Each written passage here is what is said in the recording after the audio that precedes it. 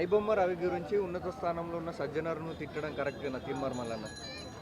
ఐబొమ్మ రవి చేసింది 100కి 100% తప్పు. అంటే జనాలకు విషయంలో ఆయన కరెక్ట్ చేశాడని అనుకుంటారు. ఒక విషయం చెప్తా, గుర్తుపెట్టుకోండి. ఐబొమ్మ రవి ఎంకరేజ్ చేసింది పైరసీ. పైరసీ అంటే చట్ట విరుద్ధం. పైరసీ అనేది ఒక చట్ట విరుద్ధం. అది చాలా తప్పు చేయడం. సరే మీరు అనుకుంటా, సరే ఇప్పుడు ఎగ్జాంపుల్ తీసుకుందాం. ఒక 6 years బ్యాక్ 7 years బ్యాక్ తమిళనాడులో సూర్య హీరో సూర్య విశాలు వీళ్ళు చాలామంది హీరోలు పైరసీని అడ్డుకోవడం కోసం చాలా పోరాడారు. కానీ మన ఆంధ్రాలో జరిగింది తెలియదు. కానీ అక్కడ కొత్త చట్టాలు కూడా వచ్చాయి, మన దగ్గర వచ్చాయో నాకు తెలియదు. కానీ పైరసీ అనేది చాలా తప్పు. దానికి చాలా సెక్షన్స్ ఉంటాయి. సో అది ఎంకరేజ్ చేసిన రవి ఇప్పుడు జైలుకి వెళ్ళాడు. జనాలేమో దేవుడు అంటారు. పాపం ఆయన జైలుకి వెళ్ళాడు. ఆయన ఎవరు తీసుకొస్తారు బయటికి? పాపం పైరసీ ఎంకరేజ్ చేసిన జనాలే. ఆయన పెట్టిన సినిమాలు ప్రతి చూసిన జనాలే. మీ దృష్టిలో హీరో అయ్యాడని చెప్పేసి లాభోదీమో అని చెప్పి సోషల్ మీడియాలో పెట్టుకుంటారు.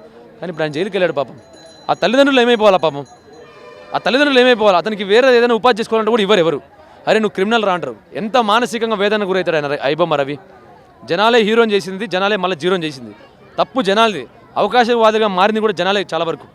ఇప్పుడు పాప ఆయన పరిస్థితి జైల్లో ఉన్నాడు. ఇప్పుడు ఏమన్నా అతనికి ఏమన్నా ఇప్పుడు ఒక మనిషి జైలుకి వెళ్ళాలంటే ఎంత కుంగిపోతాడు. ఇప్పుడు ఆ ట్రోమాలో నుంచి బయటలో చాలా కష్టమైపోతుంది. బయటికి వెళ్ళి వేరే దేశంకి వెళ్ళినా కూడా క్రిమినల్ కేసు ఉంటాయి ఆయన మీద. వెళ్ళాడు ఎక్కడికి ఇప్పుడు. సో ఏదైతే ఇప్పుడు పైరసీ ఉంటుందో జనాలు ఎంకరేజ్ చేయడం వల్ల జనాలది తప్పు. సరే ఫర్ ఎగ్జాంపుల్ తీసుకున్నాం, ₹1000 టికెట్ అని చెప్పేసి చేశాడని చెప్పేసి చాలామంది లబోదిమోని కొట్టుకుంటున్నారు. అంటే ₹1000 టికెట్ మీకు ఎక్కువ అని ఎప్పుడు అనిపిస్తుందో నాకైతే అర్థం కావట్లేదు. ఫస్ట్ రోజు వెళ్ళినప్పుడు సినిమా థియేటర్కి ఎవరైనా కానీ ₹1000 టికెట్ ఎక్కువ అని చెప్పేసి అంటున్నారా? అభిమానం పేరుతో చెప్పి బానిసత్వం చేసే వాళ్ళు చాలామంది ఉన్నారు. వాళ్ళు ఎలా ఫీల్ అవుతారంటే మా సినిమా హీరో టికెట్ ₹100 ఉంటే చూడరు వాళ్ళు.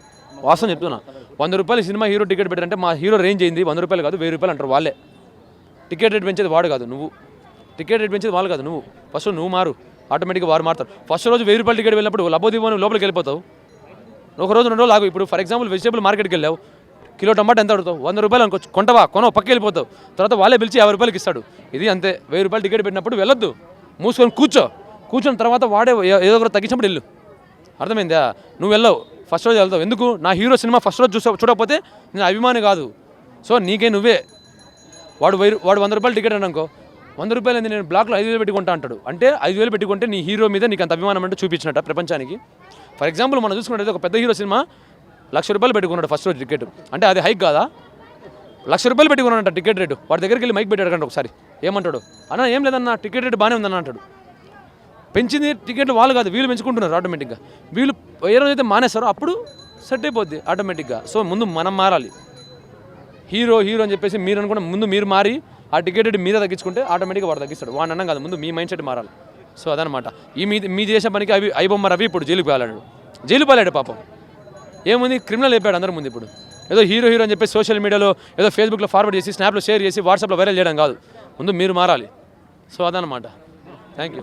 తీన్మార్ మల్లన్న కూడా ఐబొమ్మ రవిని అరెస్ట్ చేయడం తప్పు, సజ్జనార్ను చాలా తిడుతున్నాడు. అలా తీన్మార్ మల్లన్న ఒక విషయం పక్కన పెడితే యాక్చువల్గా ఎవరైనా కరెక్ట్గా ఆలోచించినారంటే అది ఖచ్చితంగా 100% తప్పే అది. సో ఎవరో తెలియని వాళ్ళు మా దేవుడు అని చెప్పేసి పొగుడుతున్నారు. కానీ ఏ విధంగా దేవుడు అవుతాడు?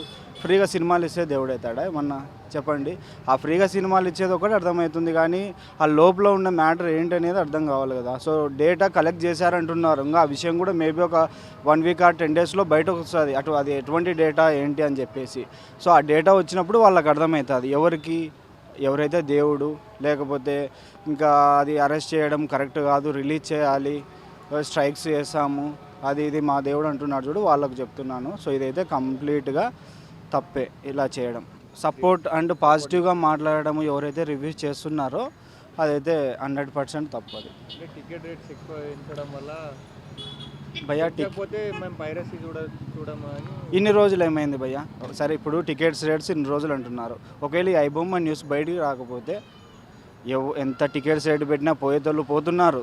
ఒక సినిమా చూడాలంటే ఒక డైహార్డ్ ఫ్యాన్ ఉంటే, సపోజ్ పవన్ కళ్యాణ్ ఫ్యాన్ కానీ ఎవరన్నా ఒక ₹1000 టికెట్ ఉంటే వాడు ఒక 10 రోజులు పనికి పోయి కానీ ఎగబెట్టుకొని పోతున్నాడు. అంతకుమించి మా సినిమా టికెట్లు పెంచారు, మేము చూడం సినిమా అని ఎవరు ఊరుకుండట్లేదు.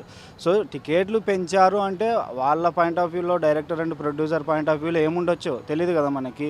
సో వాళ్ళకి ఎక్స్పెన్సెస్ చాలా అవుతున్నాయి. ఎందుకంటే ఒక ₹500 ఇచ్చే క్యాటరింగ్ బాయ్ ఇప్పుడు ₹1000 డిమాండ్ చేస్తున్నాడు. ఎందుకంటే ఖర్చులు పెరిగిపోతున్నాయి. సో ఫర్ ఎగ్జాంపుల్ చెప్పాలంటే టికెట్స్ రేట్స్ ఒక 15 ఏళ్ళ కిందట నేను ₹50 సినిమా చూసిన, ₹40 ₹30 సినిమా చూసిన. సో ఇప్పుడు పెరిగాయి. సో నాకు 15 ఏళ్ళ కిందట నా పాకెట్ మనీ 1 రూపీ. సో ఇప్పుడు నేను నెలకు ఒక ₹1,00,000 సంపాదిస్తున్నా. సో దానికి దీనికి డిఫరెన్స్ ఉన్నప్పుడు దానికి కూడా డిఫరెన్స్ ఎగ్జాక్ట్ ఖచ్చితంగా ఉంటుంది అది. సో మనం ఆ విషయంలో చేయడానికి లేదు. సో అదొక్కటే పక్కన పెడితే వైన్ షాప్స్, బార్స్ అవన్నీ ఉన్నాయి. సో దాంట్లో ఎవ్రీ ఇయర్ పెంచుతూనే ఉన్నారు. క్లాత్స్ పైన కానీ, ఎలక్ట్రానిక్స్ పైన కానీ ప్రతి దానిపైన పెంచుతున్నారు. సో ఎవ్వరు అక్కడికి వెళ్ళి పాయింట్అవుట్ చేయరు. సో ఇది ఒక్కటే పాయింట్అవుట్ చేస్తున్నారు. ఎందుకంటే ఇమ్మడి రవి అనే వ్యక్తి ఐబొమ్మ వెబ్సైట్ క్రియేట్ చేసి ఉంచాడు. సో ఫ్రీగా మూవీస్ ప్రొవైడ్ చేస్తున్నాడు. ఎన్ని రోజులు చూసేవాళ్ళు అయిపోయింది. సో ఇది బయటకు వచ్చిన తర్వాత దీని గురించి అంటున్నారు అంతే. బయటికి రాకముందు యథావిధిగా చూసేవాళ్ళు ఎవరైనా. ఏముందంట సజ్జనార్ గారి చిట్టా ఆయన దగ్గర ఏముందంట, ఆయనకి మళ్ళీ కష్టపడి చదివాడంటనా, ఆయనకి మళ్ళీ కష్టపడి కాలం నాడు ఒక పోలీస్ ఆఫీసర్ అయ్యాడంటనా. ఏముందని ఐబొమ్మ రవి చేసింది తప్పని మా యావత్తు సినిమా ప్రపంచం మొత్తం మాట్లాడుతుంది. ఒక నటిగా నేను కూడా మాట్లాడాను. కానీ ఇటువంటి రవిని ఎన్కౌంటర్ చేయాలి అనడం కరెక్ట్ కాదు. ఎన్కౌంటర్ కంటే ఇంకా భయంకరమైనటువంటి శిక్షలు వేయాలి. చచ్చిపోవద్దు. చచ్చిపోతే చేసిన తప్పులు, చేసిన పాపాలు ఒక బుల్లెట్తో వెంబడిని వెళ్ళిపోతుంది. అలా కాదు. ఈ తప్పు నేను ఎందుకు చేశానా, ఇంతమందిని నేను ఎందుకు బాధ పెట్టానా, ఇంతమంది కడుపు నేను ఎందుకు కొట్టానా, ఇంతమంది మనోభావాలను నేను ఎందుకు దెబ్బతీసానా అని బాధపడేలాగా చేయమని నేను కూడా పోలీస్ డిపార్ట్మెంట్ రిక్వెస్ట్ పెట్టాను. రవిని ఎన్కౌంటర్ చేసే ముందు నిర్మాతలని ఎన్కౌంటర్ చేయండి అని చెప్పేసి కూడా తీర్మానం వ్యాఖ్యలు చేయడం జరిగింది. అసలు ఫస్ట్ దాన్ని న్యూస్ ఛానల్లో రానివ్వకుండా ఎన్కౌంటర్ చేయండి. ఏదన్నా అయితే తర్వాత చూసుకుందాం. ఏదన్నా ఎవరిని తీన్మార్ మల్లన్నానే అసలు ఫస్ట్ న్యూస్ ఛానల్కి ఏంది. అతను ఒకప్పుడు న్యూస్ ఛానల్ పెట్టాడు కదా, అతను ఒకప్పుడు యూట్యూబరే కదా. అలా ఎదుగొచ్చిన మనిషి సినిమా ప్రపంచం గురించి, సినిమా ప్రపంచంలో కష్టాల గురించి, ఆర్టిస్టుల కష్టాల గురించి ఇవన్నీ తెలియవా, ప్రొడ్యూసర్ల కష్టాలు తెలియవా?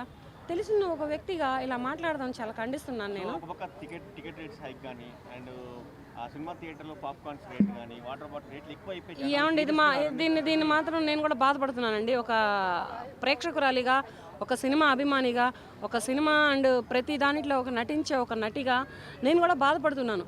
చాలా టూ మచ్ ఉన్నాయి రేట్లు. నేను కూడా మొన్ననే రీసెంట్గా వెళ్ళాను. అసలు మల్టీప్లెక్స్ థియేటర్లలో ఎలా ఉంటాయా, సింగిల్ థియేటర్లలో ఎలా ఉంటాయా అని నేను కూడా వెళ్ళాను. థియేటర్కి వెళితే ఎంత భయంకరంగా ఉన్నాయంటే టికెట్లు. దీన్ని నేను కూడా ఖండిస్తున్నాను.